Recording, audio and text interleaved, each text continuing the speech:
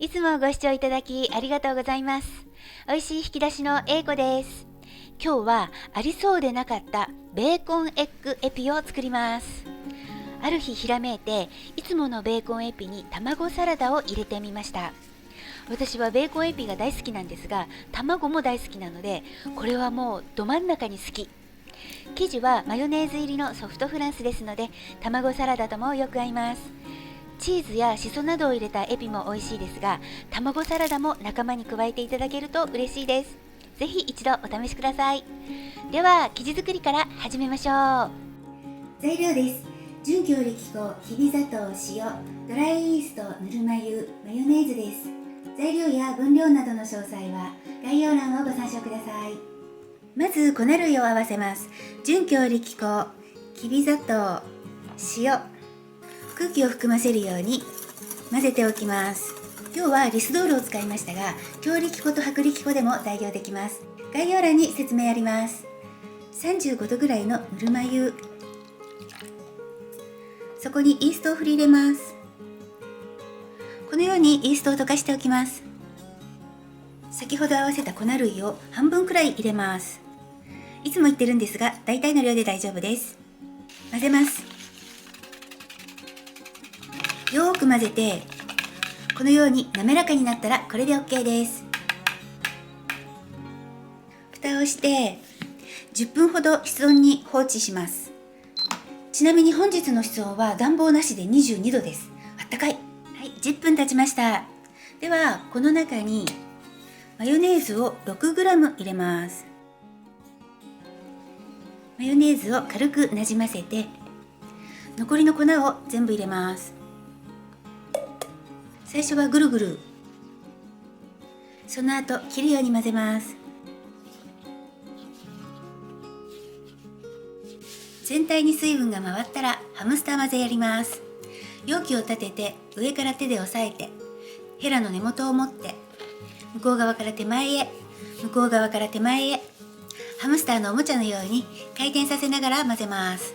この辺にこすりつけるようにするとあっという間に混ざります。ボウルも一緒にね、回転させながら混ぜています。だいたい1分ぐらい混ぜたらこんな感じになります。はい、ボウルの周りをきれいにします。そしたら下から上へ返すようにして生地の表面を整えます。こんな感じでね、いつも20回ぐらいこうやって返しています。蓋をして今度は30度から35度くらいの温かいところに20分置いておきます。いつものように熱いお湯の入ったカップと一緒にオーブンの庫内に入れておきたいと思います。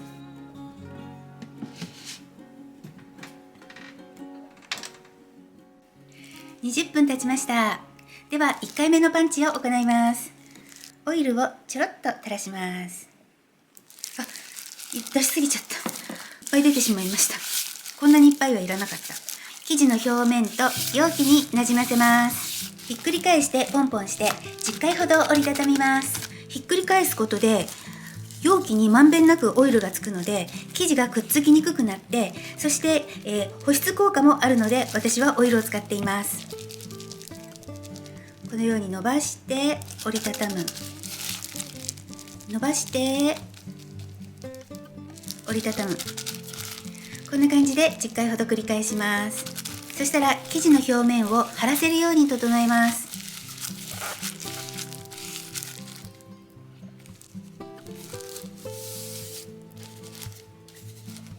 蓋をしてまた20分30度から35度くらいの温かいところに置いておきます。はい、20分経ちました。では2回目のパンチを行います。先ほどと同じようにひっくり返してポンポンして、今度は 5,6 回折りたたみます。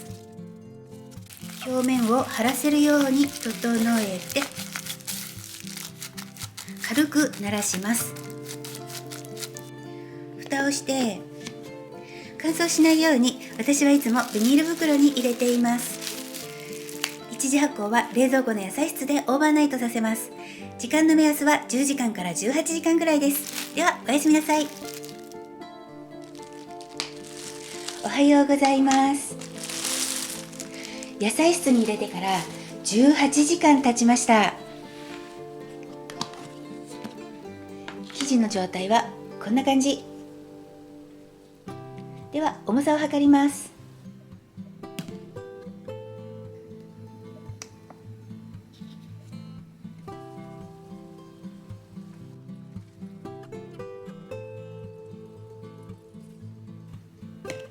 257g。ガスを抜いて3分割にします。1つ 85g ほどに重さを揃えました。ベーコンエピは細長い成形なので、そういう時は俵型に丸めます。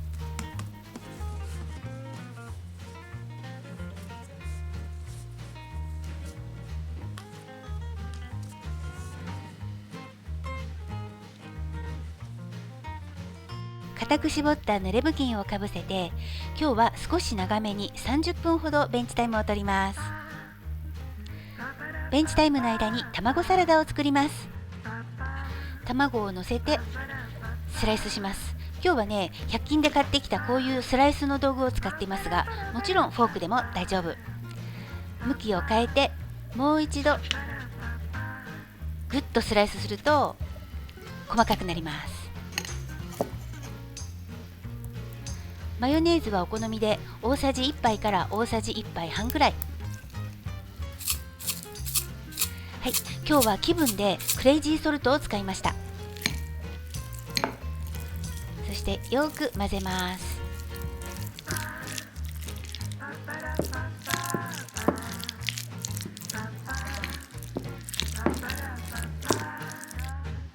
これで卵サラダができました。はい、30分経ちました。では成形します。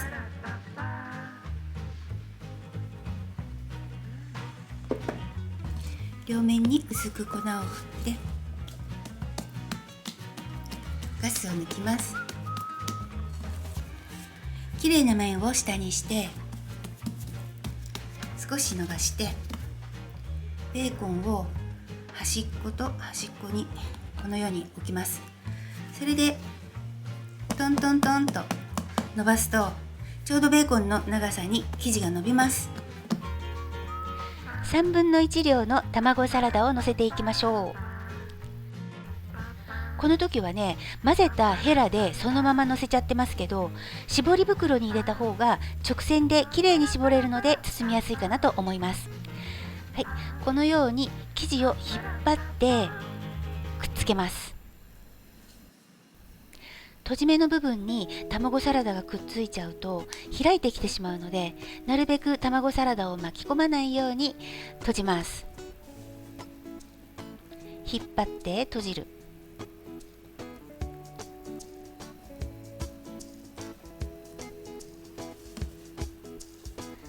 端の部分は引っ張って折り込んで閉じる。反対側も同じです。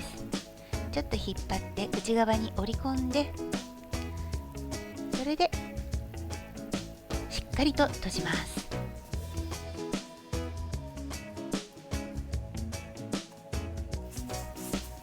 コロコロコロと転がしながら同じ太さになるように形を整えます。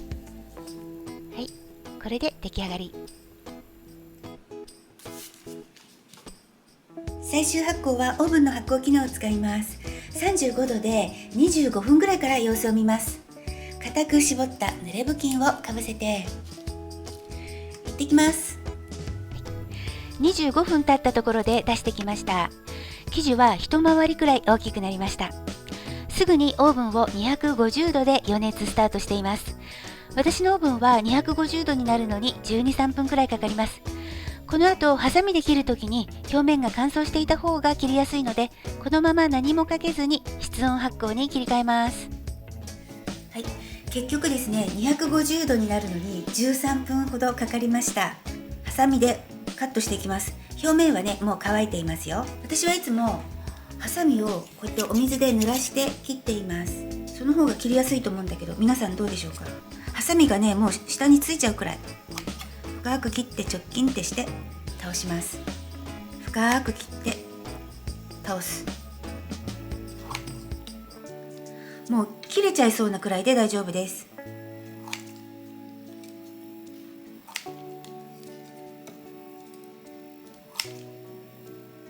ハサミはこう直角じゃなくて45度くらいで、もう下につくくらいな感じで思い切ってぐさっといきます。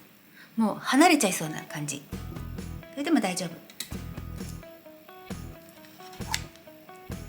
で倒していきます。この切る数はお好みです。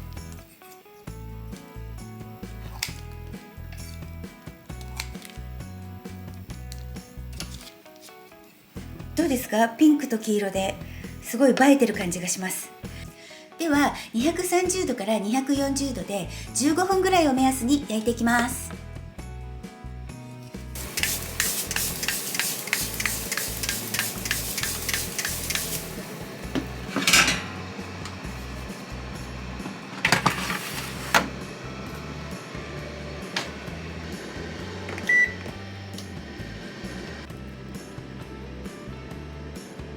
はい、焼き上がりました。240度で14分焼きました。あと 1,2 分長く焼いてもよかったかなって感じですが、まあいいか。卵の黄色とベーコンのピンクがとっても可愛くて美味しそう。完成です。ありそうでなかったベーコンエッグエピはいかがでしたか？カロリーマシマシで危険だけど、これにチーズを入れても美味しそう。作ってみたいなと思ったらチャンネル登録とグッドボタンを押していただけると励みになります。今回も最後までご視聴いただきありがとうございます。ではまた次回もお楽しみに。バイバーイ。